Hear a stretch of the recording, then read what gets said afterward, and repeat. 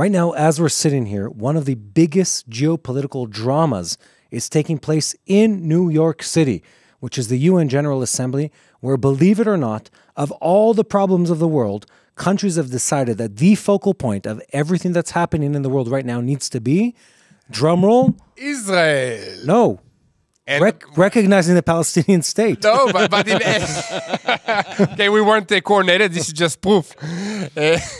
In every speech, they're talking about the situation here. Yes, but and what, the solution is to just recognize a Palestinian state, well, we're going to show people it isn't the solution.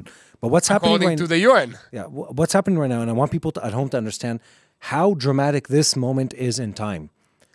The whole world is gathered. This is the UN General Assembly, which is a season that takes place in the UN building in New York Street. It takes place every year, give or take at the same dates. And countries have gathered together, and they're not talking about famine. They're not talking about water problems. They're not talking about geopolitical instability or even countries pushing for nuclear bombs or starving their people. They decided that every speech, almost every speech, needs to be about recognition of a Palestinian state. Yeah. We're going to talk about this today. It is it's a horrific moment in history. But two, it is colored in cynicism and dirty political games that have nothing to do with actually helping people on the ground. Listen, Matti, it's very annoying that everybody is talking only about us in this world, and this organization is meant to help and deal with problems that affect the entire globe and not just this tiny strip of land called Israel. But, to take it to the positive side, if you needed any kind of recognition or help to understand that this is a spiritual war, you have it. The whole world is gathered at the United Nations and is talking about little tiny Israel. Because this is what matters to God, and this is what matters to the enemies of Israel. Yeah. And you can see it. It's also, part of the fulfillment of end-time Bible prophecies, which we won't get into today, but it's very interesting to see how everything is connected and the Bible is coming to life, especially when you're talking about Israel. Sadly, I feel like the last couple of weeks have been very upsetting. And I want to say this. This isn't about helping the Palestinians. It's not about ending war. It's not about helping the people in Gaza. It has nothing to do with any of that. This is a political move that has only one goal: to hurt Israel. And sub-item 1A is to hurt the U.S. through Israel. That is the entire agenda over here. And the numbers speak louder than the facts. The majority of the UN members, it's 100, as we're recording this, we're about a day before this airs. We're Thursday night right now. This is going to air Friday morning U.S. time. We're about 24 hours before. Right now, about 156 countries have recognized, 156, 157, depends how you count, have recognized the Palestinian state. By the way, that didn't happen this week. Many of them previously recognized, but a handful of large countries, and we'll get into that, chose to recognize the Palestinian state today. They're doing so, by the way, without a plan on the ground with the Palestinians, without a financial incentive program, without a diplomatic program, without a peace process, without a financial growth program, without negotiating with Israel, without an outline of what it's going to look like on a map, how it's going to look like as far as border policies, nothing. All this is declaratory. It's a declaration of our intent, and our intent is to hurt Israel and hurt the U.S. through Israel. That's really what it is. And what happens is they are supporting Hamas, a terrorist organization.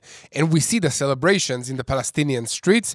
We see declarations for Hamas leaders saying that the October 7 attacks against Israeli civilians, the fact that they kidnapped civilians, was a success, according to their leaders, because instead of being punished for doing one of the world's most terrible terrorist attacks in history, they are getting a state as a prize. Yes. And this is what the United Nations General Assembly is stating this week. The majority of the by the way, so we will dive into the they details don't actually in a get a second, state, though. guys. I know. It doesn't mean get a state. anything.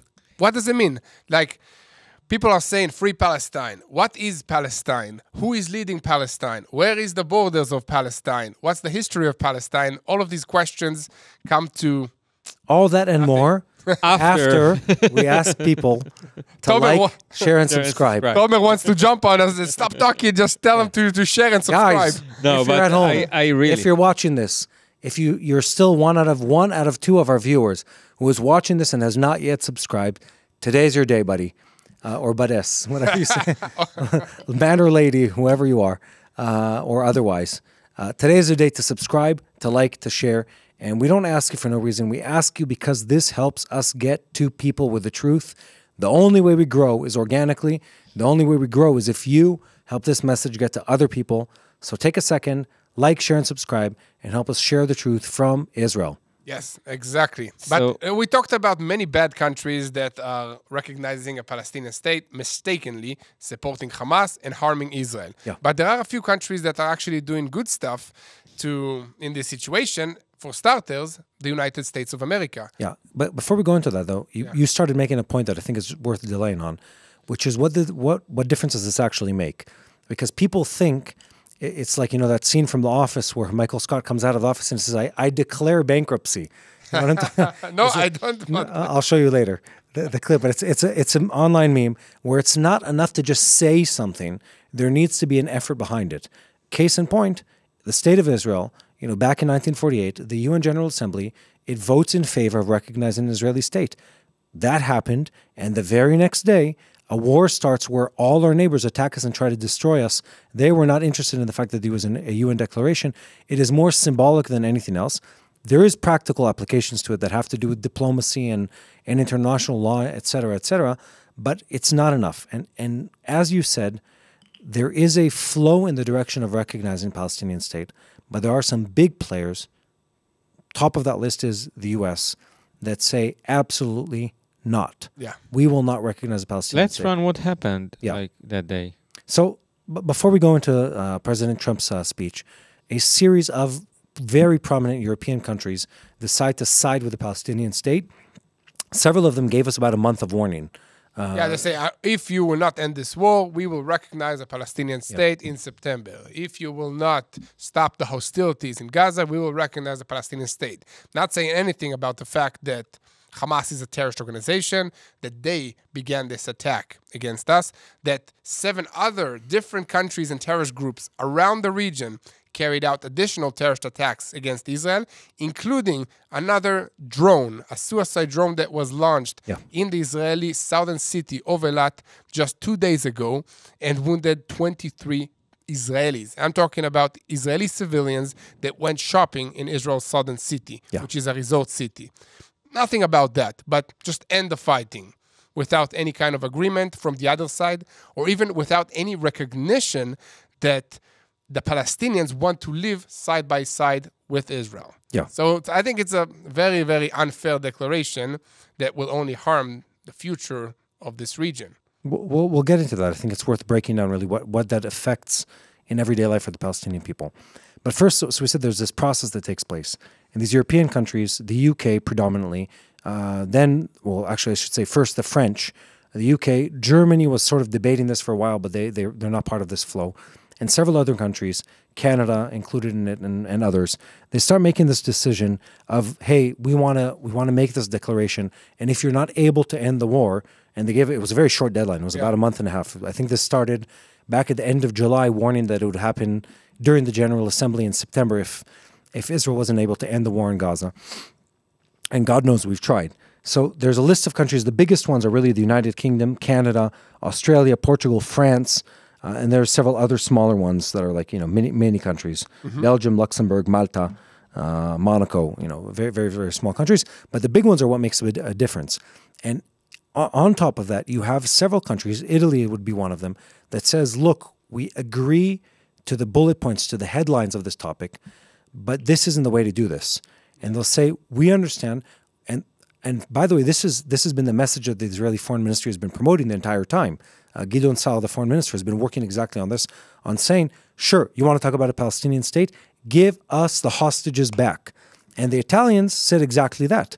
They said, we support a Palestinian state. First, give them a state back and make sure that Hamas isn't part of the solution the day after. Yeah, give them the hostages and make sure that Hamas is not the leadership of this future Palestinian state. Precisely. Yeah. So this happens. It's these European countries, they're making these statements. And there was a long series of skirmishes that happened over newspapers and social media, etc., between these governmental leaders and the Israeli government and the American government, where they were threatening leading up to September, this is coming, we're going to do this, we're going to recognize the Palestinians. And there's a whole campaign that starts in the U.S. government and the Israeli one that says to them, Are you out of your minds? What are you doing here? This is a prize for Hamas. Famously, French President Emmanuel Macron, he goes on an interview with Israeli Channel 12, Yonit Levy, a prominent Israeli journalist, female journalist, interviews him, and he in perfect English iterates, his ideas and stuff like that. And she says to him, this is a prize for Hamas. You're rewarding them for what they did on October 7th. And he goes on this very roundabout explanation of no, it isn't, and actually want to help the Palestinians. And she says, then help the Palestinians, but this clearly isn't. They know that they're doing something that isn't helping them, and yet they chose to go down this path. Well, is it because they are afraid of their voters in these countries? Many Muslim voters in these countries that are with the trend of free Palestine? I think it's many layers. I really spent a lot of time. We just came out of yet another holiday vacation in Israel for Israeli Rosh Hashanah, the Hebrew New Year. Jewish New Year, yes. And I was thinking about this where, it's easy to explain things away. Oh, it's just spiritual. Oh, it's just biblical. Oh, it's just religious. Countries make, to a certain degree, they think about the pros and cons of decisions that they make. And it has to be on multiple levels. It can't be just on one.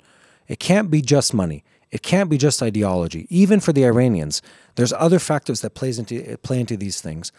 And I tried to get into the mind of the French government. Say, why would they do this? Okay, so one level is they're afraid of the Muslim violence that they suffer from in the country. Okay, that's one. Two, they have an anti-Israeli, let's call it Marxist / anti-Semite ideology that is very, very prominent in their society in general. That's another one. But there's another part here where they probably legitimately look at what's been happening in Gaza, and they want to make a statement that says, we feel the suffering of the people in Gaza, and we'd like to do something for them. And then they look at their choice of options, and they have nothing. They have nothing they know how to do that actually helps anything in Gaza.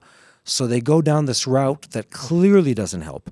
Obviously, there's no one in the French government that thinks that this step is going to aid the people in Gaza. Well, I think it's just going to shake up the situation and then force Israel or the U.S. to make a move to end this war sooner or something like that. I think there's two. There might be part of it where they might look at this as a roundabout way of applying pressure to the Israeli-American alliance that has to do with, let's call it the greater Middle East. It might be part of that. It might be part of them trying to gain power at the expense of Israel and the United States as sort of like the kingmakers of this region. Because the French, remember, and this is sort of another way to look at it, the minute, things got destabilized in Syria and Lebanon, suddenly the French wake up from their coma, are like, wait a minute, we've been to this movie before. We know how to. Yeah, we already know how to ruin history for a nation. Let's come back and see if we can do it again. And suddenly they're interested in Syria and Lebanon. They're talking about it again. Don't you remember the heydays? We were here. The good old days. The good old days where we ruined everything in the Middle East, us and the British. And so I think there's a complicated map of interest here. And like you said in the beginning, there's clearly a spiritual element here, which is very, very much anti-Israel. And believe it or not, I think a lot of this was triggered in the 12-day June war. A lot of it, and you saw this in the waves of anti-Semitism around the world, the fact that Israel was so victorious, so strong compared to the Iranians, together with the United States armed forces, I think it gave people the moral ability to say, you see, I always knew that they were the bad guy, or I always knew I could be jealous of them, and it gave them sort of justification and vindication to say these evil things out loud. Well, because we won and were successful militarily, then that went along with the idea that Israel is this huge Zionist regime, colonistic, that wants to take control of the world. What is anti-Semitism? If you really think about it, it's two extreme opposites. On the one hand, it's the Jews are the worst and the weakest and the least relevant.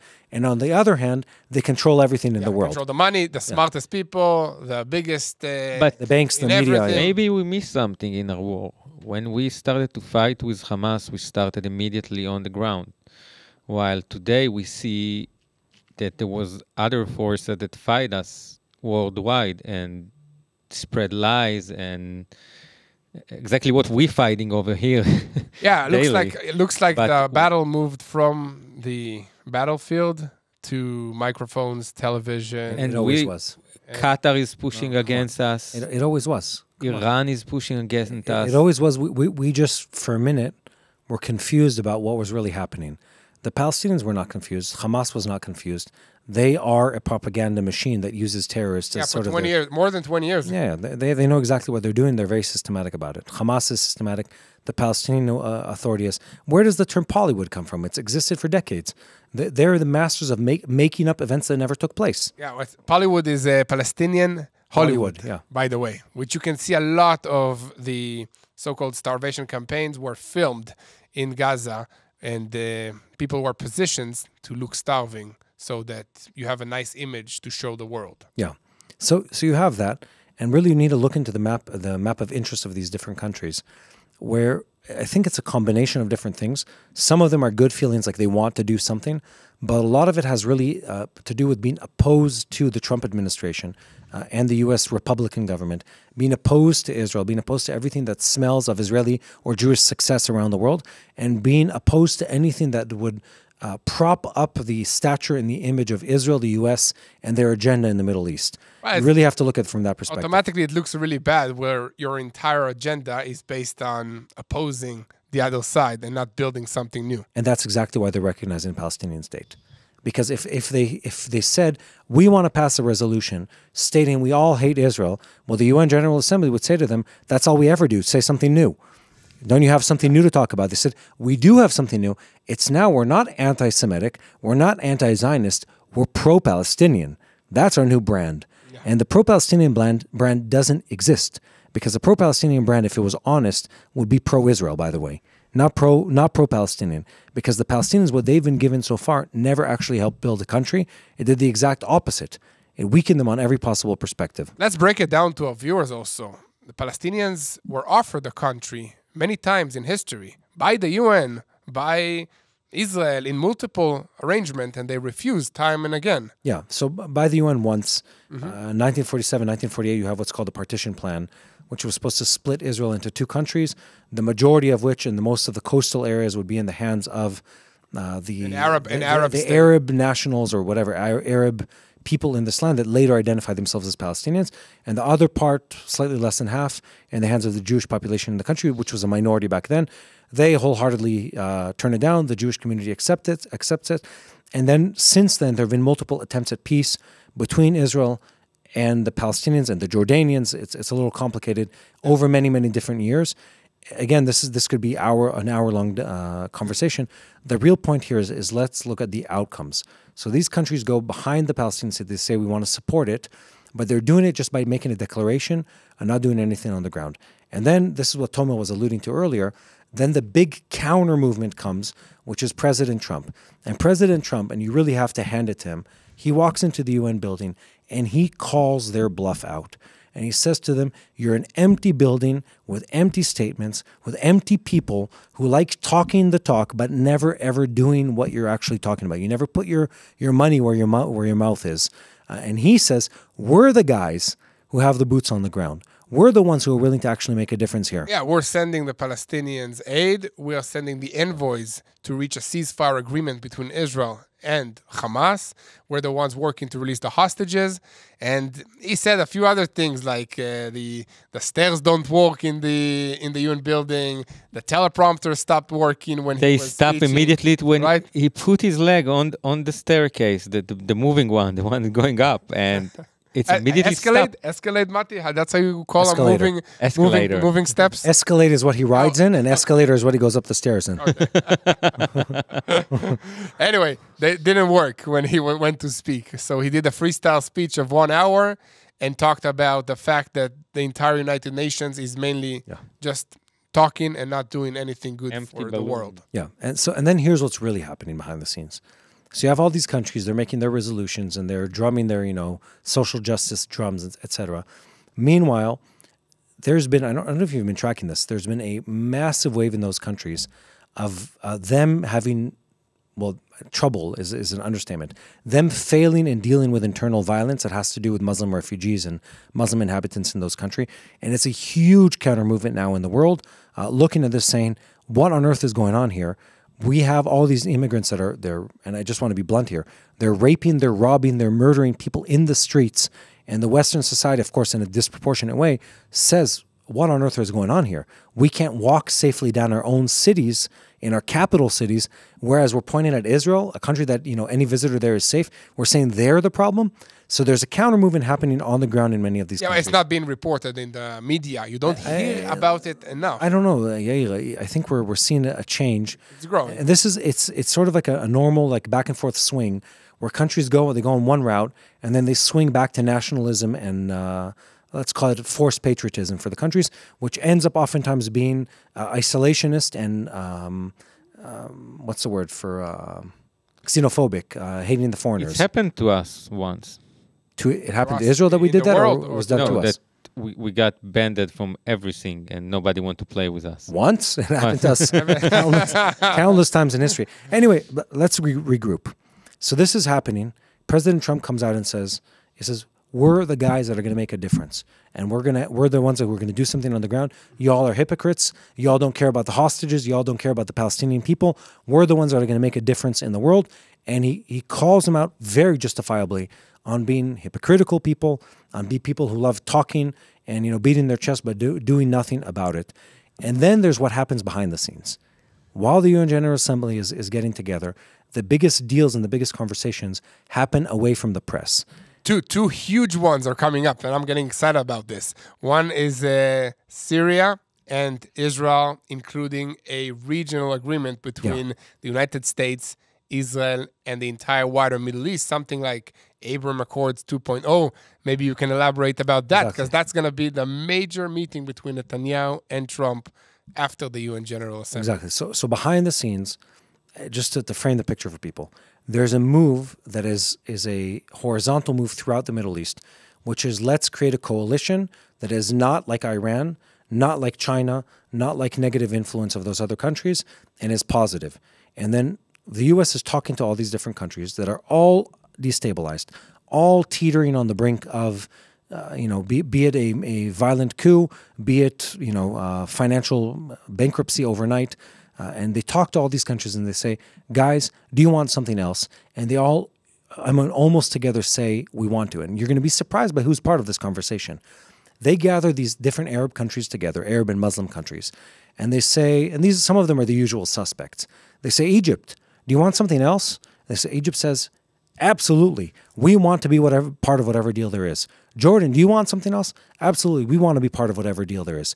Saudi, do you want to be part of it? Yes, we do. And the list goes on and on and on and on. Yeah, and Lebanon is getting closer to also agreeing to this. Syria, hopefully, Syria is interesting, though. That was fascinating, where you saw Ashara al-Julani, the guy, his name is, the leader of the Sunnis in Syria. He, as he was preparing to travel to New York, he started releasing these little media blips saying, actually, we're talking to the Israelis. Actually, we might have a surprise for you. Look, it's quite open what's happening here. They're discussing things with the Israeli government that talk about stabilizing this region. And the U.S. behind the scenes is not just talking. It's working together a coalition that is trade, military pacts, and agreements. And ultimately, they will have to also include a ceasefire agreement in the Gaza Strip and a return of the hostages. And that brings us to what's happening as this segment airs, as this podcast airs, which is Prime Minister Netanyahu speaking to the General Assembly in the UN. And shortly thereafter, Monday, I believe it is, next week, Trump and Netanyahu meeting together. And what we're expecting to see is what we called in the past the plan of the century, which is the new plan. The U.S. government is calling this 21-point plan. It's these various plans that are talking about what does the day after look like. Here's the plan. After what?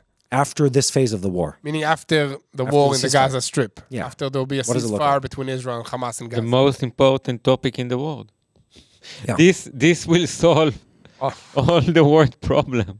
Well, that's what Tomer is laughing, as you can see, because it is actually very ironic that everybody is only dealing with this situation here, and we hope that this will actually accelerate the end of this war and release the hostages. Do you think that will be really an option, or that Israel will be forced to agree to ending this war without Hamas being defeated? Doesn't look like Trump is up for letting Hamas stay in power, but he wants this war to end fast. Hamas does not care.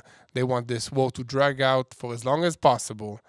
The hostages are still their best card to But staying alive. I'm not sure that he's in a rush. I think he's planned. I think he's really, really planned. And He will not. He doesn't want this war to continue for an extra 2 years. No. But you can see by the part of Netanyahu and him talking a lot together and having a lot of meeting point along the way, it's not possible that all those stuff are not synced. In a way, he stood there and in every forum he said, I'm standing and I'm for Israel. I'm Team Israel, guys. Yeah, and he is. In every possible way he is. And as is his government. But that doesn't mean that they're not earnestly trying to bring some kind of real deal to this part of the world. And that's really what they're trying to do. Steve Witkoff, the emissary to everyone every time, is working. This guy behind. is working. His miles on his freaking flyer is like He's never off paying the for chart. he's never paying for a ticket again in his life. Anyway, Steve Witkoff, he's traveling back and forth between all the capitals everywhere in this region. And there is a deal that's in the making, and that deal will be something that is regional and more substantial, and it really clicks with the interest of other countries. And that's really what's interesting here is Prime Minister Netanyahu, and we know this from various sources, he's getting ready to present something dramatic in the UN. And it's going to be a response to what the Palestinians have been trying to do through this, over the head of Israel recognition of a Palestinian state, for the Iranian sort of block and pressure, for the Russians and the Chinese meddling in things that are happening here. There's going to be a strong statement of this is where we're going and here's what we've done behind the scenes. I'm sure he's going to surprise us. I have no doubt about it. I'm excited. Yeah. And then the next phase is going to be the Netanyahu and Trump meeting. And that's going to be, I think, an even bigger scale declaration of we've already worked on a regional agreement. By the way, they have the leaders in town to have a joint press conference talking about several different countries coming together. And that could be very, very dramatic in a positive sense. Yeah, definitely. But listen, still we are hearing, bad stuff about the future of Israel in terms of like isolation, in terms of the need to create factories that will build the ammunitions, the weapons of Israel for Israel because of all of this pro-Palestinian recognition, right? Is this aligning with all these plans? It seems like it's two completely different ways. I mean, on one hand, Netanyahu is signaling and stating that Israel needs to prepare for a few rough years because the world will not want to trade with us, will not give us weapons, will not buy our weapons. And then on the other hand, we are looking at this master Middle East plan that will involve prosperity to Israel, to Arab nations, and also to the United States and other places around the world. Can it be both? You think that like Israel and Europe are going to be in bad deals, Israel and Arab countries will be in good deals, Israel and the U.S. will be in good terms? Let's look at this from the financial perspective. One of the European countries, aside from responding to Israel and Israeli policy in Judea and Samaria and the Gaza Strip, they're responding also to the Trump financial plan. And part of that is a whole lot of sanctions or a whole lot of tariffs on exports from Europe into the U.S. Trump, we forget this sometimes because we're based in Israel. He's one of the biggest disruptors to global economics in a decade.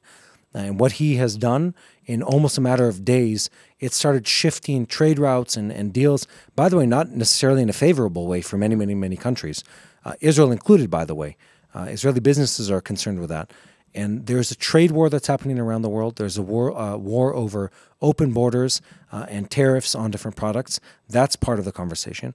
Then the other side of that is other countries can say that they're boycotting Israel. Thankfully, Israel is strong enough in certain areas to really hold the market in certain technologies. And to say, we're not going to buy it because Israel made it, it means you're just not able to get access to different products. At the same time, what the U.S. is working on with Israel and Arab countries could open up alternative markets that were never touched before in a substantial way. We were just talking about this on the phone in a call a couple days ago, where I remember we were filming in Abu Dhabi, I believe it was, during the Abraham Accords. And we were filming in a business, which was I think it was like a biotech company, that had invested in an Israeli company to the tune of like close to $1 billion, like $900 million or something like that. And at the time I looked at it and said, what is there to cooperate on? Like, what do they need from the Israeli company? Then you start going into the details and you understand that Israeli industry carries a whole lot of information, patents, and knowledge that other countries simply don't have, and you can't buy that. You at least can't outright buy the product. You have to buy the knowledge. So there's a lot of room for cooperation, a lot of room for growth. And yes, there is also room for boycotts and for other countries to try to divest their investments in Israel, which means now is the time to actually strengthen the Israeli economy. By the way, here's the picture I paint. Okay. Me and you were sitting, let's say it was a week and a half ago, and Tomer, we were sitting at an event in the U.S. Embassy. Was that a week and a half ago? Yeah. We were sitting there in an event. It was the day Israel struck in Doha, Qatar. It was at the same time, there were Houthi ballistic missiles launched from Houtistan, from Yemen, towards Israel. We're sitting there. You open up the new Israeli news apps, and the headline isn't Israel opens war. The headline isn't anything else. The headline is Tel Aviv stock markets break records. It was literally like this crazy rise in the entire market. Tel Aviv Met, so Tel Aviv 100. The 100 top index, companies in Israel. 100 top companies in Israel. The index just shoots through the roof in one day. The whole market goes up, et cetera, et cetera. And all of that is to show you is that even though people try to weaken Israel, Israel gets stronger. Yeah. And that brings us to our partner on today's show. Yes, definitely. If you want to support Israel and also get a piece of this land to your house, we have a partner for you. So this partner is one of our first partners since we started with Boots on the Ground, and their name are Arza. What do they do, okay? What do they do is they partner with local small businesses, artisans, shop owners, painters, farmers, all kinds of people all around Israel. They collect the best of the best, put them in a box, and then ship them to your house. That way, you get a box of Israel right to your doorstep, and at the same time, you're helping the small businesses of Israel recover, rebuild, restock their shelves, and get back to doing what they love, which is operating their business. But in the past 720 days, they had to go to reserve duty if it's the men, the women, or both of them, and close their shops. So this is a way to practically help the people of Israel get back on their feet from a business perspective, and not just through supporting Israelis in need, which is amazing, and you get a piece of Israel to your house. So Mati, how can they do it? How can they do it? Let me pull it. Oh, I tricked you now. No, my phone keeps ringing. So the way that you can do it. I found it. You Hold on. found it? we Okay. go. Okay, I'll let you, Mati. It was highlighted and someone took off the highlight from the text. If you want to help, here's the way to go. You go to Arza Box, so it's ARTZA box, artzabox.com/TBNIL. So again, it's artzabox.com/TBNIL. By the way, they get also a promo code, which is 10% off your subscription, and it helps us. So it's a win-win-win all across. Exactly. That's how we can create more content, do more podcasts. We partner with good companies, good aid organizations that help Israel in our mission. So it's a win-win. Again, artzabox.com/TBNIL. Use the coupon code of TBNIL for an extra 10% off of your subscriptions. Okay, Tomer, now back to the situation. So let's say the United Nations, all the countries will officially recognize a Palestinian state. What does that mean? What does it mean on the ground? Does it mean That's the anything? question. Like, I'm living here. Yeah. Okay, West Bank is 500 meters there. Judea and Samaria. Judea and Samaria. What does it mean? Okay, so West let's say Bank there's a is Palestinian west state. Will, to Jordan. yeah, the western bank of Jordan. So let's say I want to go and get me a good hummus like I'm used to. Do I need to have a passport now? So I actually checked the French embassy website, and they're right now not in Israel anymore. They're in Palestine already. The British embassy wrote, change the country also.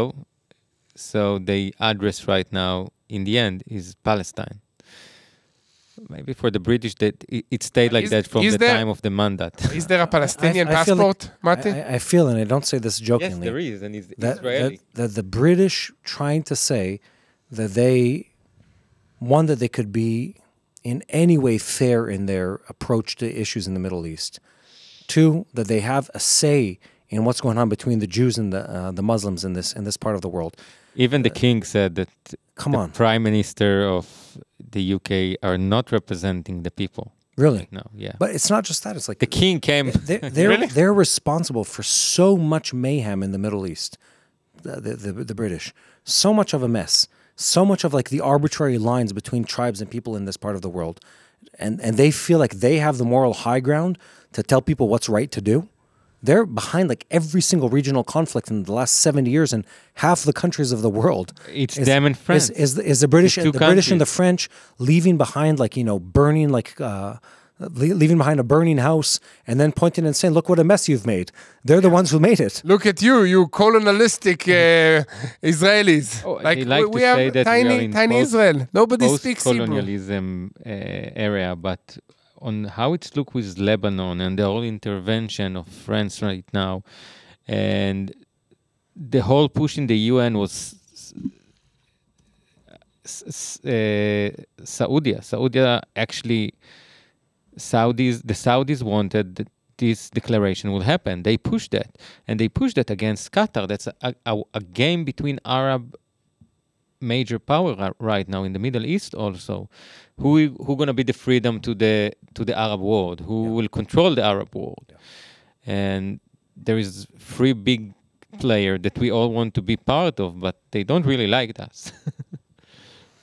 Well, I guess I don't know that they have to like us. No. And I'll say it from their perspective. The interests need to line up. And for countries in this region, talk is a lot more expensive than it is for European countries. European countries, they can wave their flags of social justice and, moral signaling and all that jazz. And they can say, oh, this is good, this is bad. It costs them very little. Countries in this region, they know what the cost of good and evil is to their economy, to their people, to the safety of their nations, to the longevity of their nations. And they look at that and they know how to speak the truth on those topics. And the Saudis look at this and they say, heaven forbid if the Iranian coalition gets any more power, we're done. The Qataris look at this and say, heaven forbid if the Americans take their blanket of protection off us, we're done. Israel looks at this and says, heaven forbid the Iranians get their way, the Chinese get their way, the Russians get their way, and further destabilizing this region. We want to make sure there's a virtuous coalition in this part of the world. And every country around us, we were talking about this I was having friends over the other day. I said, look, we won all these wars, but everyone around us is weakened. Everyone. Every country that borders Israel is max 24 to 48 hours away from not existing the next day. You're talking about Jordan, every country, Egypt, every country. What? Qatar, first circle. Mm-hmm. Gaza. Yeah, Lebanon. Gaza, PA in Israel. Egypt. Immense financial pressures on the country, immense demographic pressures on the country. They're barely able to feed the mouths they have in the country, let alone carry out like a foreign policy. They need every foreign dollar they can get in, every tourism dollar they can get in, every ship that can go through the Suez Canal and pay them for that passage. That's one country. And you keep going, Lebanon, same. They need every dollar of foreign aid that comes in. Yeah, rebuild southern Lebanon, take away Hezbollah, and rebuild the Dahia, all these areas. We've been in Lebanon. We've been in Syria several times. You were just there again. Was it last week you were in Syria? Last week, yeah. Again in Syria. Syria's coming out of 15 years of civil war, essentially, on and off. They need every help they can get, and their government knows it. Jordan, again, a very weak government that has a very hostile population of Palestinians or people that identify as Palestinians within the country. That's a mixture of ethnicities, plus their own external problems that have to do with Iraq being destabilized and the Iranians and Saudis. Smugglings through their country, drugs, everything. And then even if you go one circle out, start looking at the Houthis, again, there's a lot of instability in this region. Everyone wants something that is more peaceful and more safe. And the plan the U.S. presents, sort of like pulling this back into today's topic, the plan that the U.S. presents is at least an attempt to say, let's do something right. And in a world where people think that the solution to problems is putting on a suit and a tie and making a speech in a musty building in New York is the way to solve problems in the Middle East, come on. What an absurd notion. Yeah. What an absurd notion. At least they're trying. At least Israel is trying to solve the problems of this region in a way that brings long-term stability. It's hard. It takes a long time. It takes efforts. It involves people's lives. It involves, unbrainwashing an entire population. And these are stuff that are hard to deal with. You can't deal with 25 years of hatred with a declaration of a Palestinian state one day in a televised room. Yeah. It just doesn't work. So let's wrap this up. yeah. So we are now just at this stage that Iran is just at the brink of having more sanctions being imposed against it. I just want to note that Iran on the UN stage said, we never tried to make nuclear weapon. I don't know how you got to that. And never tried to develop nuclear weapons in our lives, guys. Never. That's exactly what he said. They've also never lied once. So yeah, so we are now at this point that Iran is just about to receive more sanctions against it. The snapback mechanism of three major European powers, France, Germany, and Britain, are gonna impose additional sanctions on Iran if they do not abide by the International Atomic Energy. That's one. That already it takes effect in a couple of days. Yes, in a couple of days. Yeah. I know. So this is where we're at now. So this is like one big issue. Second issue is the Palestinian Declaration. Third issue is the war in Gaza, the hostages, Syria potentially agreeing with Israel and stuff, Lebanon, this regional peace agreement between Israel, the US, and Arab countries. Yeah. So all of this together is piling up to this meeting between Donald Trump and Prime Minister Netanyahu. Yeah. Big stuff. As our former foreign minister or prime minister used to say, shmum. And there was a famous statement by Ben-Gurion, who was very dismissive of the UN. He says, let them say what they want to say. We'll take care of business on our end of things. And that's really where we are today. We're looking at an organization. I think we need to do a slightly deeper expose on this topic. Yeah, I think now Mati's going to give you an explainer about the UN history and all this. We don't have time for all of that. No, not today. Yeah. It's going to be a special explainer program. By the way, we have weekly new explainers that you can watch that give a more deeper look about the subject, and each time we dive in a new subject. I forgot about that. Yeah. I like doing those things. But all that to say, so here's 60 seconds on the UN. It's a broken, corrupt, and ineffective organization.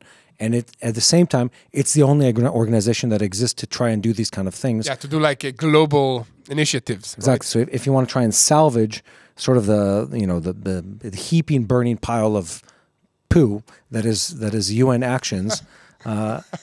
Good image, Mati. You really have to work with the UN. And Trump says this openly. The U.S. government, also before him, by the way, said this openly. There needs to be a series of reforms. And again, it's an organization governed mostly by non-democratic nations who have non-democratic agendas to promote and non-human right agendas to promote. And so their actions, their hatred towards Israel, the West, and the U.S. shouldn't be a surprise to anyone. Makes sense. Yes. That said, those countries we're talking about, it's the UK, Canada, Australia. They just joined these countries lately. Yes. So that said, I see we have new thumbnails on our YouTube channel, by the way. And we have new stickers. And if you leave a comment, you can get one. Send us that you want a sticker like Yair have on his computer. My thumbnail on the explainer looks like I came to collect a lost debt.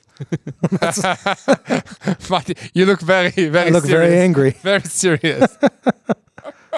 Anyway, to our point. So the UN is pushing this agenda, and it is actually important. I don't want to be dismissive and say that there's no significance. There is a significance to it. At the same time, what the U.S. is pushing for and what Israel is going to push for in the next, let's say, 3, 4, 5 days, far outweighs what the UN has been doing and what the member states of the UN have been promoting in recent days. There is weight to declarations. There is political and legal ramifications to what they've done in recognizing a Palestinian state over the head of Israel and without consulting with Israel. There is a weight to that, and I don't want to be dismissive of it at all. And at the same time, what the U.S. is able to bring to bear in the Middle East is far more substantial. What they can do together with Israel is far greater, and what they can do with a coalition of willing and able countries in this region completely makes irrelevant all these statements in the UN. And that's, I think, our headline today, is going after that. If they're able to jumpstart this virtuous cycle in the region, it could really, really, really dramatically change the history and the trajectory of the countries in this region. And if that happens, then we're golden. We're going places that we didn't imagine we'd be going. Yeah, it would be amazing. And guys, just look at what Israel has been doing in the past 2 years alone. So we had the world's strongest, richest terrorist organization that existed called Hezbollah, almost completely destroyed and on the brink of being kicked out of Lebanon, a future for this state, okay? We had Syria under 2 generations of the Assad family that used chemical weapons or other weapons against their own population. Boom, gone. Now talking about an agreement with Israel. We had Iranian militias smuggling weapons through Iraq into Lebanon, into Judea and Samaria, into the Gaza Strip. Now almost completely gone. We had nuclear Iran that was struck significantly by Israel and the United States, destroying their nuclear capabilities, their nuclear facilities, their missile factories, ballistic missiles that can launch at other places, not just Israel, also destroyed and pushed back years backwards. We have the Houthis in Yemen that affect all of us in the pocket, because the prices of shipments from the east to the west is just rising up. And Israel is dealing with all of these enemies on behalf of all of us, of all of you, of all your countries, without the support of the international community. Okay? So this is what it means to take action and not just to talk. So I'm excited to see what's going to happen in the next 2 months, Mati. Yeah, and I'm leaving this conversation with mixed emotions, because what's been happening diplomatically really is indicative of how biased, how cynical these people are to what's been happening in this part of the world, how little they care for the suffering of people, and there is suffering of Palestinian people in the Gaza Strip and in Judea and Samaria, and they could do a lot better if they had, one, true support from the West, not just people waving flags and... or throwing money. Yeah, and throwing money into corrupt pockets, and at the same time, hopeful over what can happen, because the U.S., together with Israel, together with a coalition of other countries, can radically, dramatically change the history and its direction in this region for many, many years to come. We are in historic times. We are in dramatic times. We are in times that can change the history, not for our kids, but for our grandkids.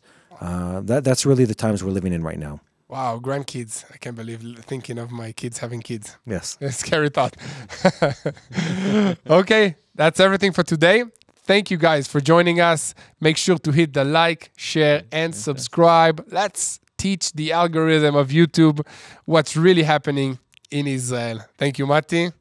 Thank you, Yair. Thank you, Tomer. Goodbye. Keep praying for the peace of Jerusalem. Hello, this is Mati here in Jerusalem with TBN Israel. This is Yair Pinto from TBN Israel here in Jerusalem. TBN Israel is keeping viewers informed with Israel-focused news, culture, and what God is doing in this land. Support TBN Israel today online at tbn.org/Israel. Thank you.